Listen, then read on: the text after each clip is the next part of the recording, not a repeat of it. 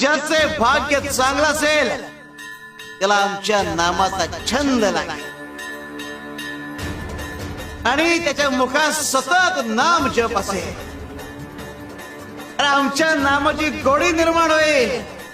ध्यानी मनी स्वप्नी ही नाम संजीवनी वदनी असेल. त्याला निरंतर सुखाची प्राप्ती होईल. तसं मधाचं सेवन करण्यासाठी भ्रमर कमळ फुलात गुंतून पडतो आणि अत्यंत आनंदाने आणि आदराने मधाचा आस्वाद घेतो.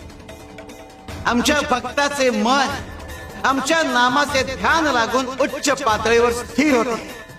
मन नामात एकाग्र होईल. त्याची चंचलता नाहीशी होईल आणि त्याचे उन्मन होईल.